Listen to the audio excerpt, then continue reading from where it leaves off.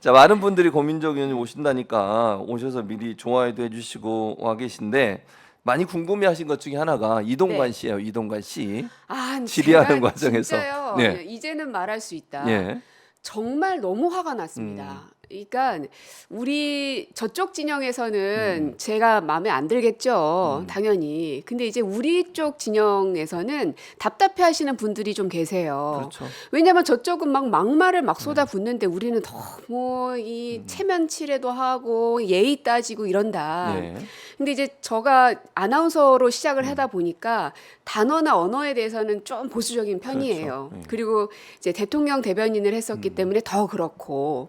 근데 그날은요, 이동관이라는 분을 우리가 인정하지 않겠다 네, 해서 질의도 안 했고 음, 그분이 업무 보고 하는데도 다 밖으로 나왔거든요. 그래서 저는 그날 그분에게 질의를 하지 않았습니다. 네, 근데 그분이 앞전에 했던 발언에 대해서 문제가 너무 많은 발언을 한 거예요. 음, 심지어 BBK가 가짜 뉴스라고 네, 맞아요. 하는 거 아닙니까? 그렇게 얘기했죠. 그러면서 가짜 뉴스는 국기문란이고 음, 중대 범죄다라고 이야기를 하면서 입에 거품을 물면서 얘기를 하는데 BBK를 얘기하는 순간 이게 완전히 제가 뚜껑이 확 열리더라고요.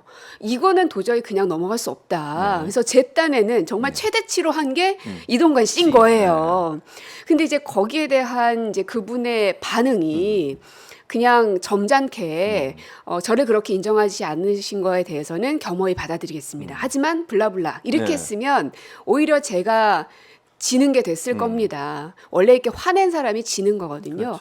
근데 그분은 뭐라 그랬냐. 감히 국무위원한테 이런 뉘앙스로 얘기하는 그 모습을 보면서 아, 정말 꼰대의 전형을 보여주는구나 하는 생각. 그리고 심지어는 국무위원이 아니란 말이에요. 그렇죠. 국무위원 아니죠. 위원장이니까. 그럼요. 예, 방통위원장은요, 국무위원은 법에 규정되어 있습니다. 장관들이 다 이제 국무위원에 해당이 되고, 다만 국무회의에 참석할 수 있는 사람은 의장인 대통령이 권한으로 누군가에게 발언할 수 있는 기회를 준다는 의미에서 배석이 가능한 겁니다. 국무회의 그 의자가 무슨 대단히 금으로 만들어진 의자도 아니고, 거기에 앉았다고 해서 본인을 국무위원이라고 얘기하는 그 모양새를 보면서 예, 국무위원이 뭐가 그렇게 대단하다고 그렇잖아요. 그렇죠. 그 어깨에 힘이 잔뜩 들어가 있는 그 모습을 보면서 아, 굉장히 권위적이구나. 그리고 그 자리를 상당히 높은 자리로 인식하고 있구나. 그 얘기는 본인이 많은 사람들을 부리고 네. 억누르고 하겠다는 자세를 저는 그 말투에서 너무 많이 느꼈습니다. 그리고 또 하나 이제 저는 그날 뭐 인터뷰한 내용도 그렇고 본인이 나와서 백브리핑한 내용도 그렇고 네, 본인의 권한 밖에 있는 얘기들 너무 많이 해요. 맞아요. 월권에 관련된 얘기들. 맞아요. 그런 네. 부분들은 어떤 부분이 좀 문제라고 보세요? 일단 하나는 예. 방통위는 방심위를 이래라 저래라 할 수 지시할 수 없죠. 없습니다. 네, 맞습니다. 방통위도 독립된 기구지만 방심위도 또한 독립된 기구이기 때문에 방통위과 방심위원장을 행정적으로 서포트를 하는 의미인 것이지 왜냐하면 방심위는 어떻게 보면 이제 민간 기구에 해당이 되는 거거든요. 그런데 마치 내가 가짜 뉴스를 다 타도하겠어. 방심위를 돌려가지고 하겠어. 굉장히 위험한 발언입니다. 위험한 발언이죠. 그러니까 제가 보기에는요, 이분이 본인의 업무가 어디까지인지를 모르는 것 같아요. 근데 그것도 저는 이해할 수가 없는 게 정부 일을 안 했으면 이제 막 어디 외부에 계시다가 갑자기 들어오신 분이면 헷갈릴 수 있죠. 그러나 MB 정부 시절에 그야말로 핵심 요직에 있었던 했죠. 사람이지 네, 않습니까? 대변인을 했고 수석을 했고. 근데 어떻게 그걸 모를 수가 있나?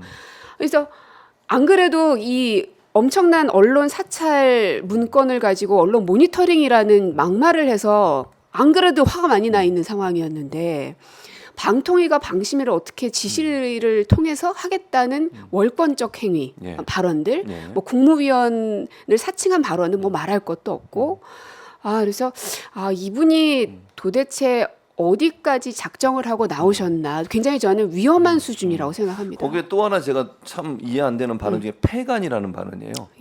그것도 본인의 권한하고는 전혀 상관없는 문제거든요. 맞습니다. 예. 예.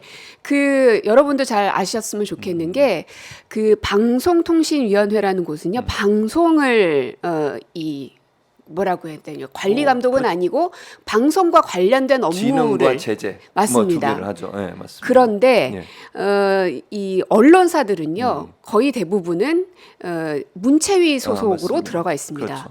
인터넷 설령 신문사나 뭐 신문사들은 전부 다 맞습니다. 예, 예. 설령 폐간을 시키든 뭘 하든지 예, 간에 그 최종적 권한은 방통위에 있지 않다는 겁니다. 맞아요. 아니 도대체가 그러니까요. 아니 이게 네 답답합니다. 그러니까 말씀하신 것처럼 방통위는 네. 방송국 특히 이제 그것도 케이블 방송은 또 아니에요. 공영파 방송하고 그다음에 네. 통신업계 공중파 방송과 통신업계 보도 채널 여기에 대해 재승인 심사를 하는 권한만 있지. 거기에서 방통위는 그런 곳은 뭐 예를 들면 문을 닫게 할 수는 있어요. 근데 말씀하신 것처럼 인터넷 언론사라든지 신문사라든지 케이블 TV 같은 경우에는 다른 곳에서 업무를 하고 있는데 그걸 혼돈해서 얘기를 하는 걸 보면서 네. 똑같은 느낌을 받았어요. 이분이 정말 언론을 자기 마음대로 주무를 수 있다고 생각을 하는 것 같다. 네. 이런 생각이 들었어요. 굉장히 월권에 대해서 무서움을 모르시는 분이란 생각이 들고 네. 근데 그 모습이요 윤석열 대통령하고 참 많이 닮아 있습니다. 대통령께서도 절대로 건드려서는 안 되는 게 헌법에 대한 그 의미들이잖아요. 예. 근데 그거를 넘나들잖아요. 그래서 사람들은 과도한 직권남용을 얘기하고 있고 그래서 이제 이 임기가 다 끝난다 하더라도 본인이 적폐청산을 했었던 당사자였기 때문에 네. 다시 윤석열 검사가 부활된다면 지금은 저는 윤석열 검사라는 존재는 이미 사라졌다고 생각하거든요. 윤석열 현재 대통령을 과연 그 윤석열 검사는 그냥 둘 수 있을까? 똑같이 법을 적용해도 그냥 둘 수 없을 겁니다.